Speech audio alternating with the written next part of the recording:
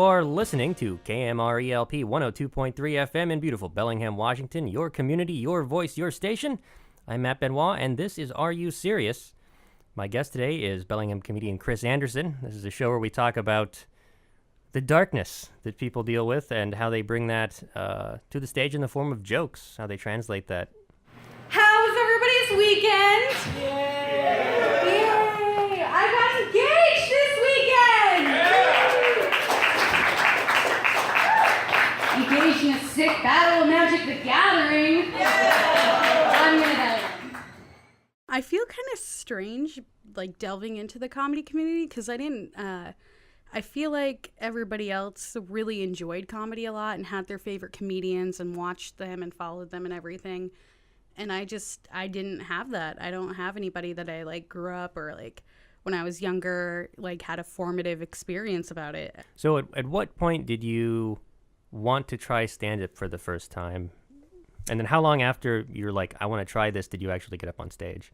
I flirted with the idea for a while, just because, like, growing up, everybody always said I was really funny, because I'm fat, so I had to grow a personality pretty quick. And so everybody said I was really funny, and they were like, you should try stand-up, like, every once in a while. I was like, okay, but don't talk to me. And then I went and saw the school I worked for closed. And so I lost my dream job, and I was just working part-time in a salon. And then something popped up on, like, pages you may be interested in, and it was Gaffayingham, which is a weekly open mic here in Bellingham. And I was like, oh, that's cool. And then, I went to a couple of those a couple weeks in a row, maybe 3 or 4 weeks in a row, and then just signed up one night. How long ago was that first set? Oh, God, the end of 2015? Okay. Yeah. Yeah, so I'm in my sophomore year of comedy. All right. So how did that first set go? What do you remember about that first time you tried it? I had to pee so bad, but I was so new that I didn't know how far away from my set I could go to use the bathroom. So, like, 2 or 3 comics before my first set, I was like, oh, no, I have to pee. And then by the time I got up there, I was like, I'm going to pee my pants up here right now. And those, like, 4 minutes or however, I think I only did 3 my first time. That was, like, the longest time to not use the bathroom for me. That was the worst. I swear to God. I was like, the entire time I was just focused on not peeing. So I don't know. Did that make your first set go better or worse? I think because you were so focused on peeing. I think it went better because I can't really remember it. I also did that thing that now we all complain about when it's somebody's first time doing a set and they pack the audience and then they, like, leave right after. Mm-hmm. I did that, and I didn't know, and I didn't mean to. It's not like I told everybody to leave, but I think it helped that I had to pee and I was distracted, and I also brought, like, 15 of my, like, closest friends with me, so it was like, yeah, I did great, because I couldn't tell, and I had to pee, and everybody loved it, but realistically, it was probably just my 15 friends going like, yeah, good job. Speaking of apps, I've been online dating a lot recently. It's really awful. All the dudes who want to talk to me are either, like, way too pretty or way too into hiking, and that's fucking bullshit. I just want, like, an ugly, lazy dude. Just to, like, feed me chicken nuggets. Well, we're, like, watching the 7th season of a show that we started that same day. How long after that first set, I mean, you just keep going up regularly after that? At what point did you like, I actually like this, or did you feel that you were good at it? I think it was immediate. I think immediately I was hooked. That was like one hit and I was done. Like, I'm, like, totally hooked on this now.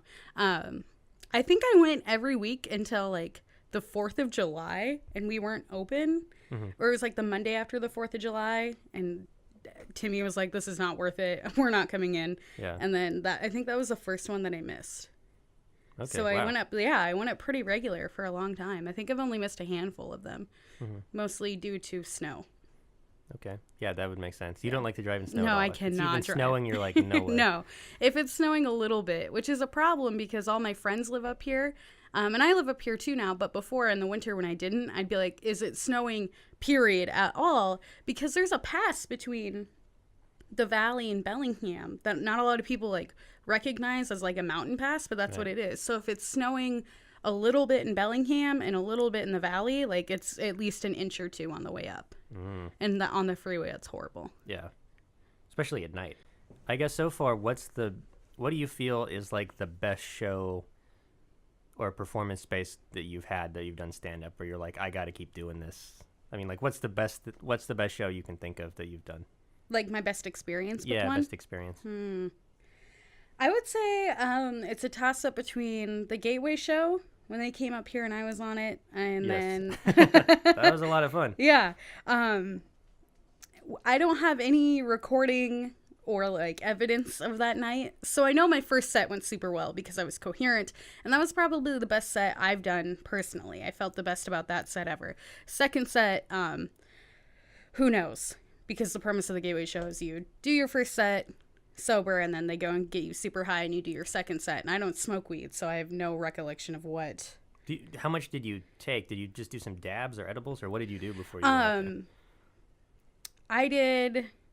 Some people ate edibles and then smoked, but they couldn't figure out the oil rig. We were just going to smoke out of an oil pen, but it wasn't set up yet, and they take a minute to like circulate, and we didn't have that time.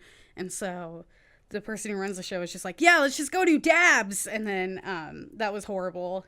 And I did 2, 3, maybe 4 of them, and it was gone. I was in the ether. Yeah, dabs are pretty strong, my understanding of them. I've never done one, but I did, actually, from going to that show, I got a free dab, and, but that was fun.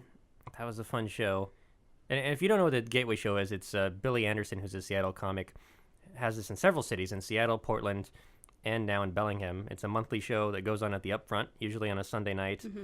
And it's a combination of local and Seattle area comedians. Some traveling, too. Some traveling, yeah, that's true. And they'll do a sober set of about 7 to 10 minutes, and then there's an intermission. And then while people are doing whatever during intermission, the comics will just load up on THC in the back, and then come out and try to do a non-sober set. And the results are often beautiful and horrifying at the same time. My big plan was I was going to drink during the whole first half of the show, and then that way, because my problem is I get really paranoid and I freak out when I'm high, which is why I don't smoke. But I've noticed that if I am a little bit tipsy, I don't have that problem. But that night I was also nervous because that was the first and only sold out show I've ever done.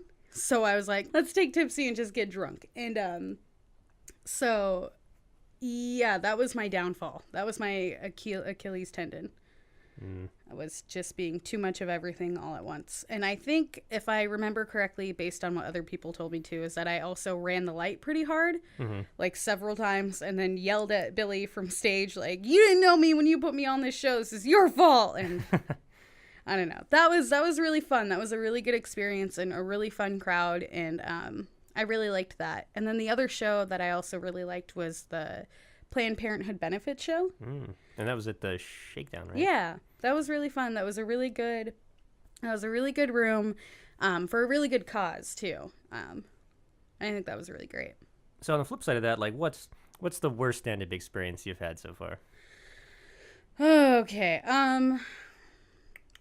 I think when I first started, I think it was the first show I got put on was really exciting. It was a single comedians Valentine's showcase. And that was really fun, and that went really well. I mean, at the time, it went great, but now that I'm looking back, I'm like, that was an okay show, but it was my first show, and I was all excited, and it was awesome. And that was on a Sunday, and then our weekly open mic here in Bellingham's on Monday, and that Monday, I bombed so hard at the open mic, and I was like, oh, this is terrible. And I just sat in the back with like a bowl of peanuts and a beer the whole night, like, oh, I'm gonna be the grumpy old man at the bar now.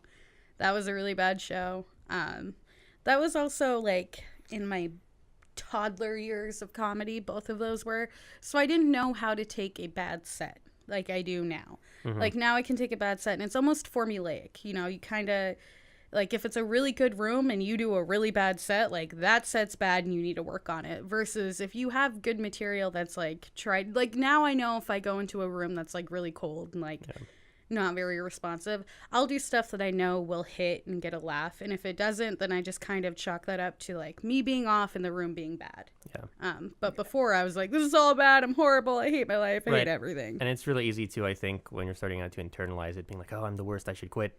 But I mean, you're always going to have opportunities where things don't go well. And especially on a night where, like you said, the room is cold, where you see a lot of other comedians who, even comedians you would go, they're definitely better than me, and they're not getting laughs, then it's not just all on me. Yeah. There's something, this room is, none of us are able to connect with these people somehow. I don't know if you guys watched the news, but there was a shooting this weekend at the Cascade Mall. Silence. Okay, great. That's gonna go great for this show. I was there. That's the mall I work at. That was where I was working, and yeah, that was an experience. It was terrible and really frightening. Probably the worst thing I've gone through. The scariest moment of my life. And I've called my teacher mom before. Like,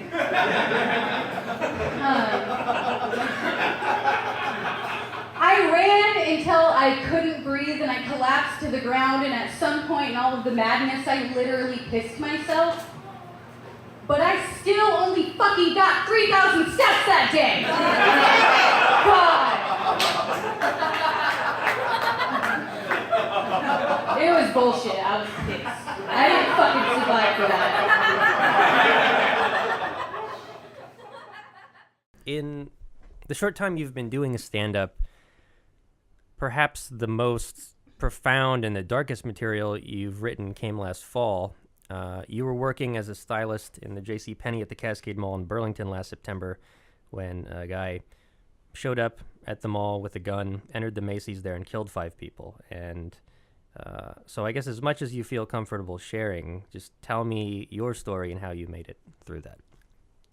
One of my very good childhood friends, we grew up together. She works in the store part of my store. So I work in the salon and she works out in the store. And there was 3 of us stylists in the salon at the time. And we were just going about our business, doing hair, having a good time. One of my coworkers I've also known since childhood. Perks of growing up in the Valley. My childhood friend goes over the speaker from the store, and she goes, there's an emergency. Everybody needs to, evacuate. Please meet out in this parking lot, blah, blah, blah, blah, blah. I repeat, this is an emergency. So me being kind of the ham that I am, I just called to, like, whatever phone I knew she would be at, and I was like, hey, what, like, I'm in the middle of a haircut, my coworker's in the middle of a color. If this is a fire drill, can you just pretend we went out there? And she, like, I could hear in her voice, and she was like, no, there's like a guy with a gun in the mall and I need you to leave. And I was like, oh, okay, bye. And like hung up, and like everything kind of fast forwarded at that point, and like it just all like slammed into like 100 miles per hour. And then we were leaving, and then we were running, and then we went and found a yard, and we were hanging out in this yard, and there was a whole bunch of confusion about how many people were in the mall with a gun, how many people, while everything was unfolding still that evening, like there are multiple shooters, and now there's one guy out just roaming Burlington, and now there's this, and now there's that, just all off Facebook, and people, texting us, friends and family and stuff. How quickly, when that was happening, did you get on Facebook or start talking to other comedians? I'm in a group chat with a handful of other Bellingham comedians, and I texted them and my best friend the same thing at the same time. Like, I just copied and pasted. And it was when we were walking out to the parking lot, and I was like, there was a shooter and we have to evacuate. And then pretty much they were my, this is going to suck to say they're my friends on air, but they were like my safety net through that whole thing, because the entire time it was, and I mean, half of it was just like panicked, like keyboard slamming, but talking to them the entire time through it and having like all of them there at once in the same chat bubble was really easy and really nice and convenient, and it kept me distracted a lot of the time, which was really good. So it was like almost immediate that I was like, this is what's happening. And then they were like giving me advice, and I was like, we went and hid in this yard, and they were like, do this. And I remember like 2 or 3 of them were like, go inside the house, dummy. And I was like, I'm not going back inside of somewhere, because then you're stuck, you know what I mean? And I was like, I want to be in this yard where I can like run away if I have to. But yeah, that was pretty immediate, talking to other people, and I think that helped me a lot through it. And for as notorious as comedians are with being sometimes responding in a not serious way. This they were serious and for a little bit, and then once it was like, oh, you're gonna be okay now, we're gonna start making jokes. Immediately, like not even before I left the yard that I was hiding in, because I hid in that yard for, I mean, it felt like hours, but it realistically was about 45 minutes to an hour. But like about halfway through me being in that yard, when it stopped being like really panicky, I don't know what I'm gonna do, to like, I don't know where to go from here, we're just stuck in this yard and all the roads are blocked off because it's right across from the mall. They were immediately just like cracking jokes, and Brett Emerson gave me my favorite tagline for a joke about PTSD. That happened like almost immediately. But yeah, it was really frightening. It was really awful. I haven't slept a lot since then. The night of specifically, I didn't sleep at all. So I was up all night and just, really panicked, really bored. So I ended up on Tinder. I was just trying to get some PTSD.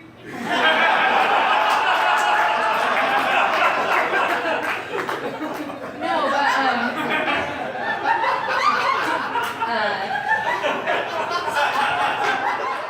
the hours and days after that, after you got out of that situation, were more of a it had a surreal experience. You felt like you weren't sure if it had happened, kind of. That's how you... A little bit, yeah. Especially because I was bound to my apartment. When I went to leave, we walked to the parking lot, and then everything was already slammed into 100 miles an hour, and we all just kind of walked out to the parking lot like in a daze, like what's gonna happen. And then we walked out into the parking lot, and I had a flat tire because I had grabbed all my stuff, because in an emergency you're not supposed to do that, but I wanted my stuff, and so I grabbed it, and I had a flat tire, and then that kind of sent me barreling into this like anger, panicked yelling, because I couldn't leave. Like, I didn't want to drive. It was super flat, and I couldn't leave, and then that kind of made everything worse. So because of that, when we eventually did all get home, somebody had dropped me off at my apartment, and I didn't want to go back until they had caught the guy, because they didn't catch him this happened on a Friday, and they didn't catch him until Saturday night. Yeah.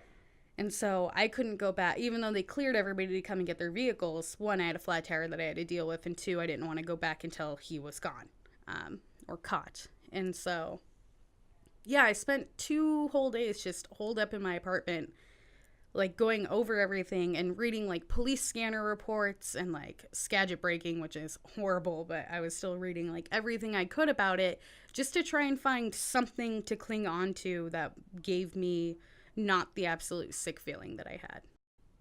Most people are fortunate enough not to have been in that situation, but a lot of people across the country unfortunately have been, and I imagine that's got to be something where you never expected to ever have to.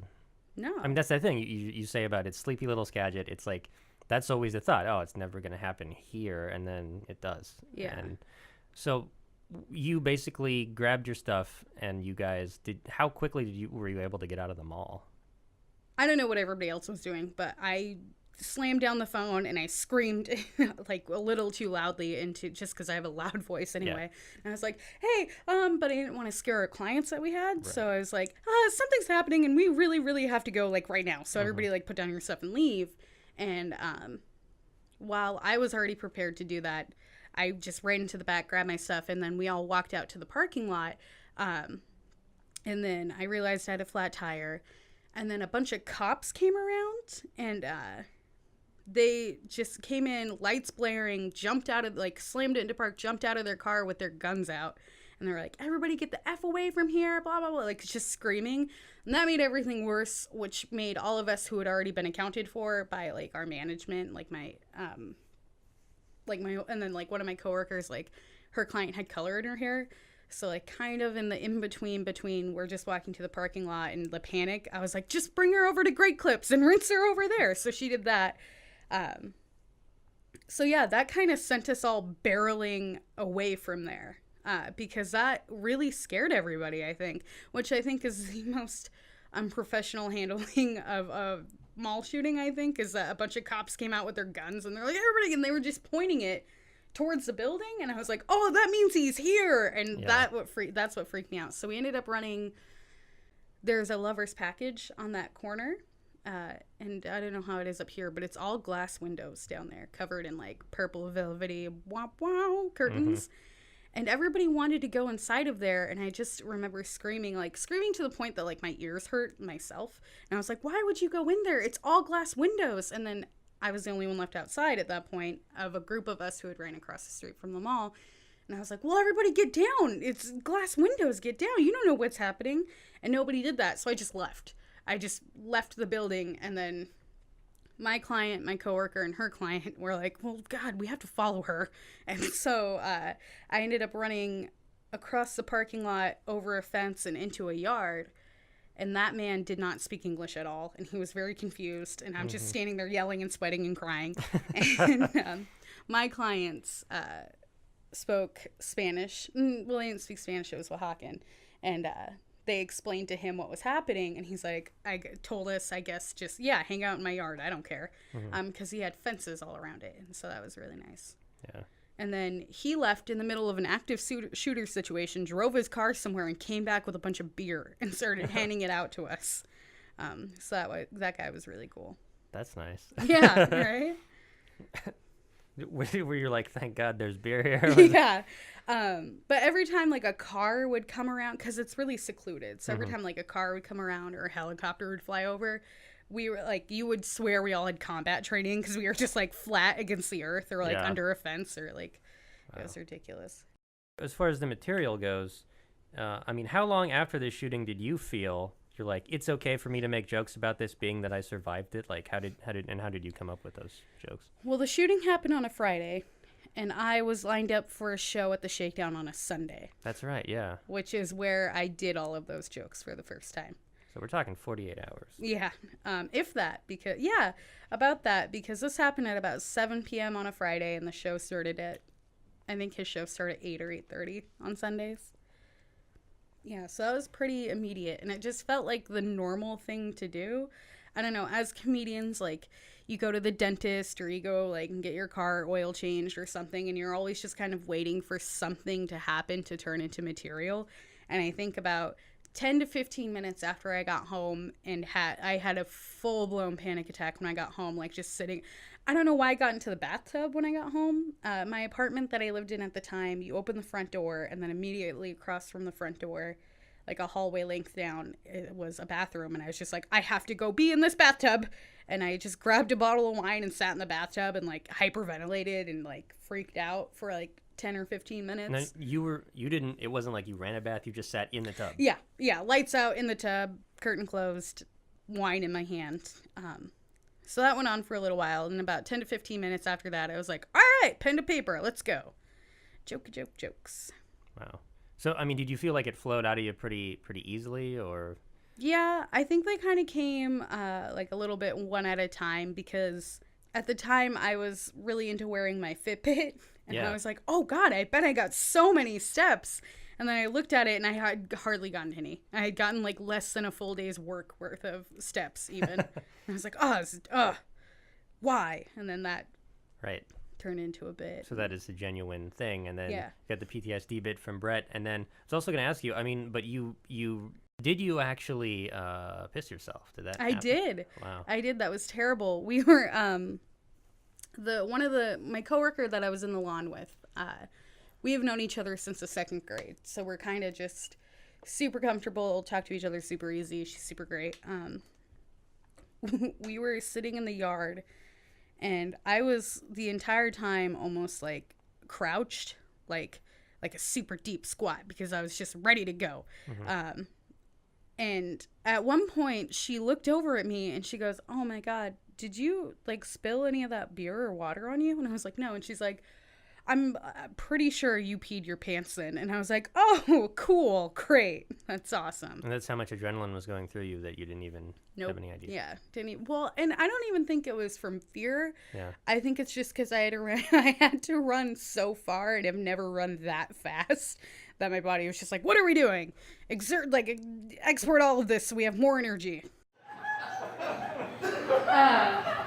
No, but the entire time I was running and screaming and hiding. I ran from the mall, and then I hated the store, and then I felt uncomfortable being in another store, and I ran across the street, and I ran until I found a lawn, and I just hid in the lawn. And while I was hiding there, I kept sending these Facebook updates so people would stop texting me, because I was obnoxious. And the first update went, hey, we got out, me and my coworkers, we're here, we're hiding, blah, blah, blah, we're okay, this is what happened, as we know it, etc. And then the second status I posted was, can somebody fucking tell me when this guy gets caught so I can leave? Because we didn't know if he was still out there. I didn't want to leave this lawn until he got caught.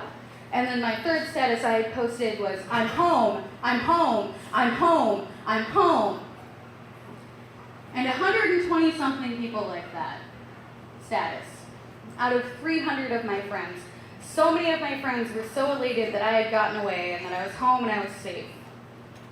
But that's only like 50% of y'all. So that means if I had two friends standing in front of me and I was screaming, there's a shooter, we have to run, I had to hide, I'm in a lawn, I don't know where he is, tell me when he's gone, I can go home, I'm home. One of them will go like this. And then the other one will just be like, oh shit. This is fucked up. Hope Kris wasn't working.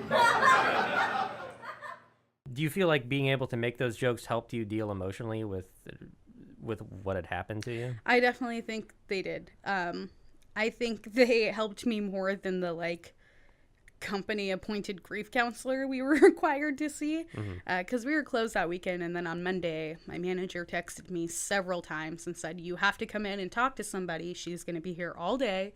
I told her you can come in the afternoon, all this. And I went in and talked to her, and that just felt very neutral. It didn't feel great. I didn't feel better from talking to her, but I didn't feel worse. And that was on a Saturday. And then the Sunday after the show, that felt the best, I think. And I kind of had this weird quasi relationship with this guy at the time, and I'd gone to his house afterwards. And I just remember sitting there and crying and going I feel so much better. I feel so much more relieved. There's so much more off of my shoulders now. I feel more like I can move past this now than I did before. I felt better then than I did in the last 2 days about it. Did it surprise you that it made you feel that much better making those jokes? Yeah, I think that's why I was crying. Because I cry when I get scared and angry. And I was like, I don't know. Why is this happening? Why do I feel better? And yeah, I didn't expect it.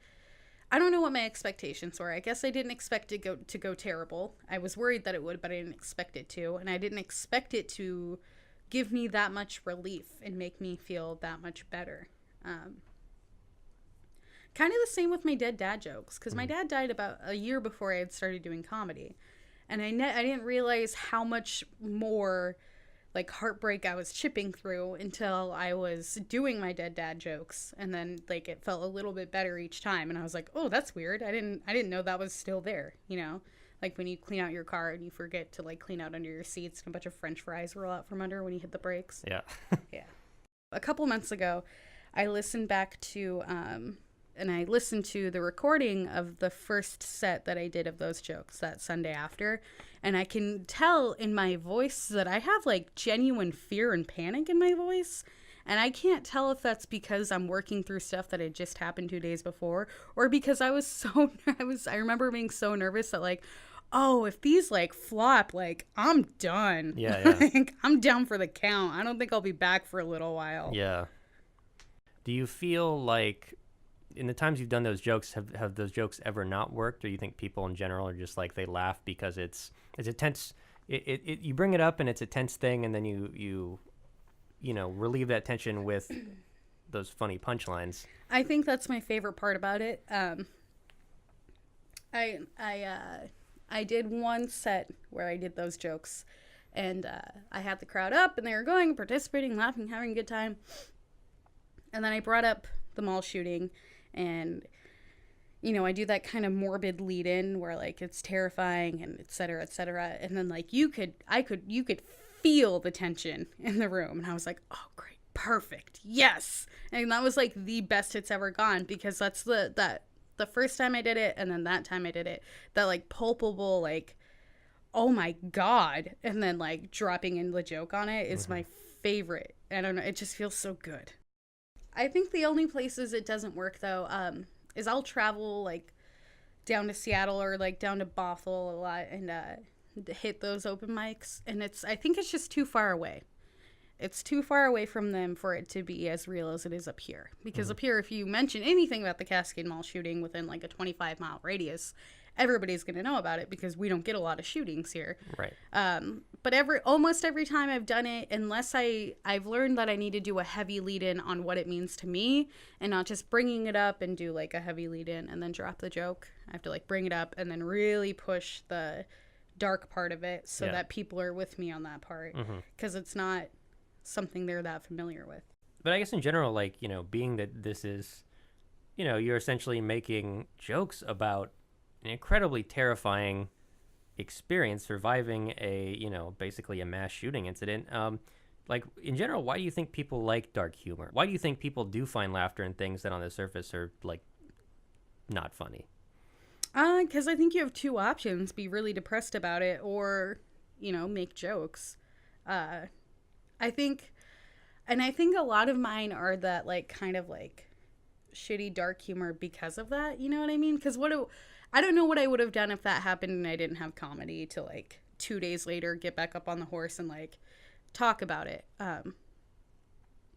Yeah, I think people need it. I think they need it to feel something other than the dark part of it. And I think a lot of people can relate to that, which is why they like the dark humor. Yeah, it's interesting because you have to be a certain kind of person to do stand-up or to be good at it and keep wanting to do it.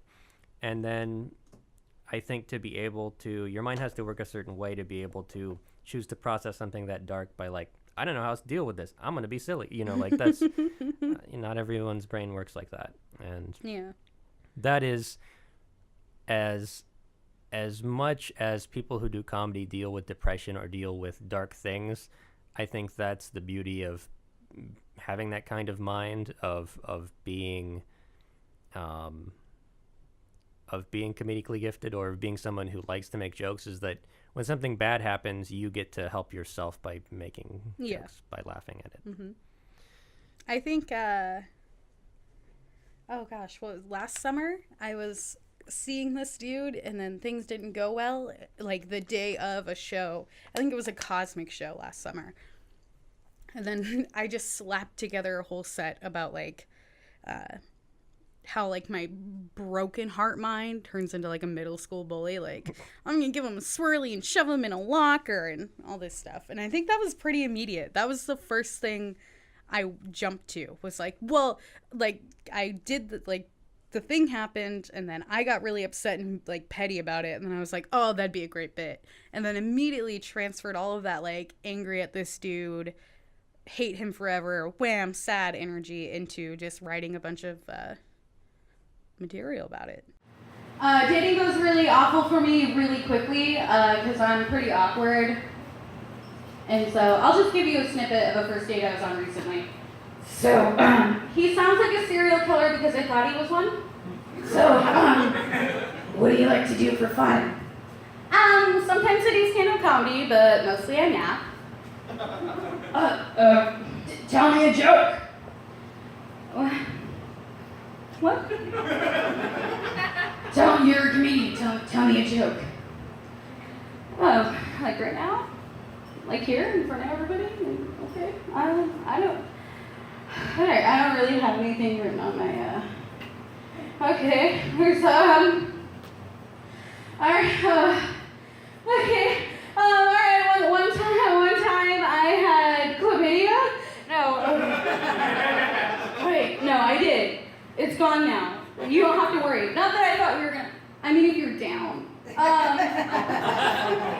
No, wait, let me, I'm sorry. Yeah, he never called me back. Weird. He actually got up from the table and never came back. But I got to keep his leftovers, so who's the winner here? Is there anything you won't talk about on stage? Like, is there any place you draw a line on what you're going to reveal to an audience versus you're like, nope, can't talk about that on stage? What?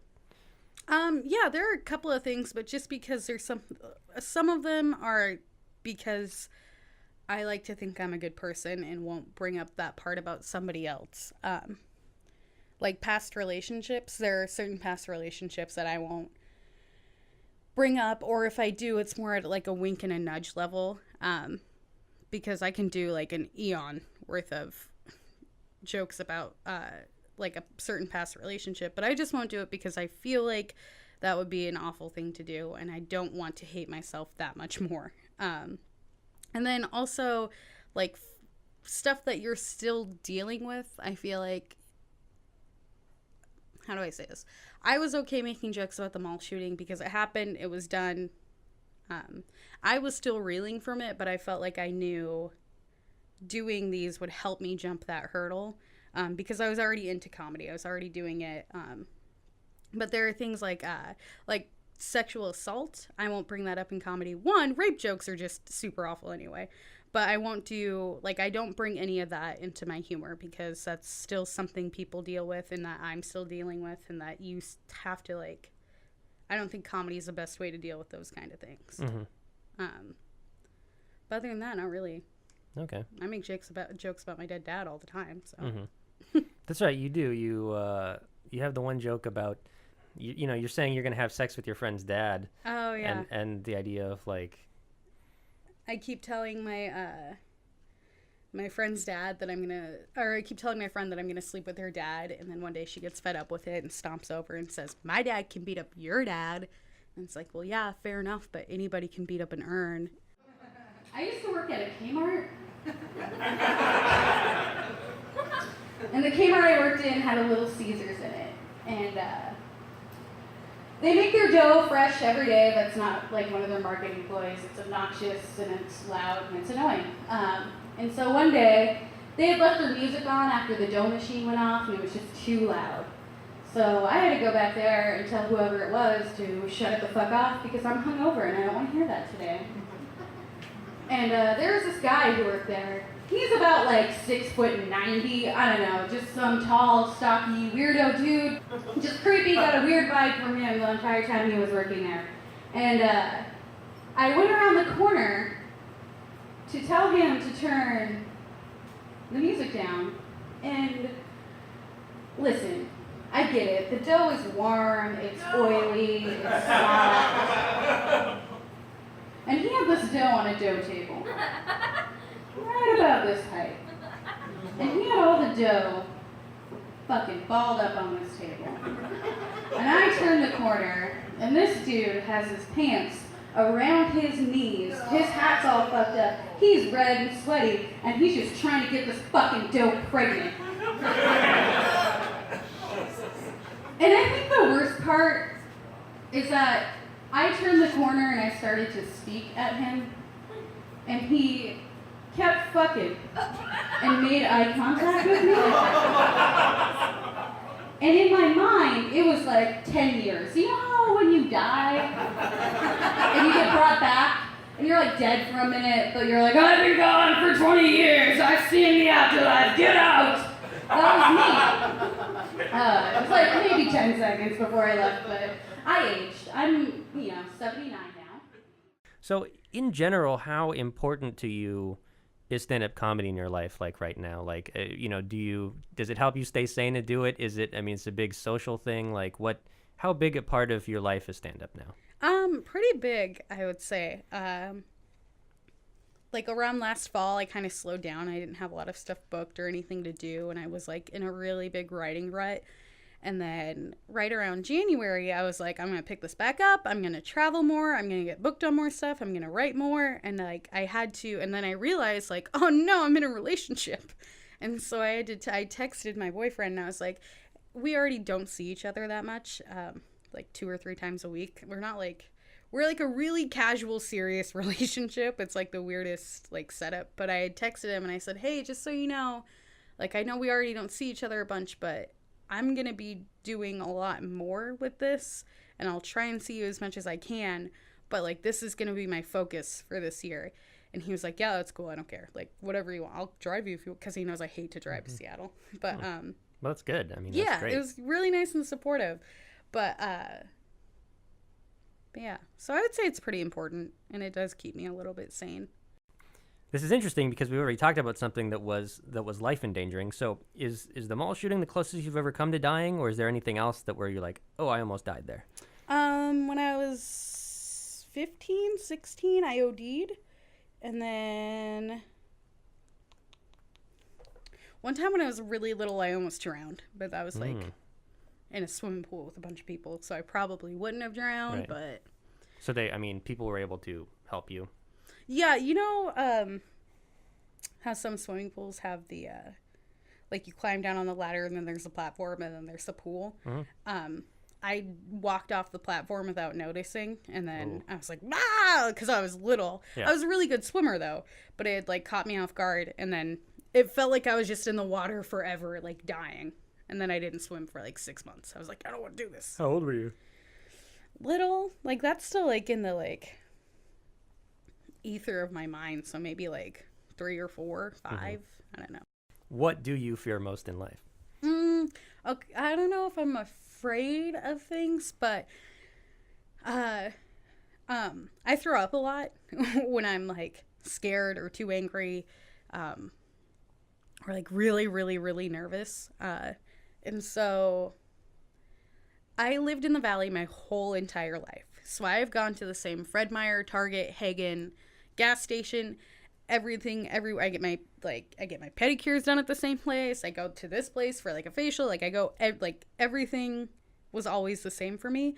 And now I live up here, and I will do my grocery shopping after I get off work in the Valley, and then just speed on the way home so my chicken doesn't get into the danger zone, because I can't go to a different Fred Meyer, Hagen, Target. I can't do it because they're different. It's how do I explain it? They're the same. It's Target. It's got all of the Target things you need. It's a Fred Meyer. It's got, groceries, grandma clothes, hardware, stuff like that. But they're all in a different place, Right. but they look the same. And that freaks me out so bad. And then I'm walking around, I can't find anything, and I start to get like nervous and like I can feel it, like I'm gonna throw up because I'm like anxious because this is a Fred Meyer, but it's not my Fred Meyer. I don't know where anything is, and like it's horrible to the point that like I will accidentally lash out at employees if they see me and they're like, do you need help finding anything? I'm like, you guys, I don't know where you put the sour cream, and I don't appreciate it. I don't like it. And then it's horrible. So I like to do all my grocery shopping still in the Valley. Okay. That's interesting. Because I know where all my stuff is. So if you ever get pulled over, they're going to be, why were you speeding? You're going to be like, my chicken has got to get to the fridge, man. Listen. And I can't just I can't just buy one of those hot cold bags. That'd be too easy. But like ice cream or anything like that. That's really interesting. Like I drive down to the Valley on my days off if I want to like go and get a massage or get my nails done. Like that's what I do because I don't know where to go up here, and I'm so used to I'm like a little old man set in my ways. Like I like what I like, when I like it, where I like it. That's almost like it's like a larger bubble form of agoraphobia almost, where it's like instead of you not wanting to leave your house, you don't want to leave. You always want to go to the places that you know exactly where everything is. That's interesting. I was like, I know where all the gas stations are in the Valley, so I know, like, and I'm one of those horrible people who lets my gaslight come on. Yeah. Not just because I'm lazy. You know what I mean? I can't do that up here. If I'm running around up here, I'm like, and if it gets down to a quarter tank, I was like, I have to find a gas station now because I don't know when the next one will be. Like, I'm on some stretch of highway in the middle of the night and, like, a serial killer is following me. It's horrible.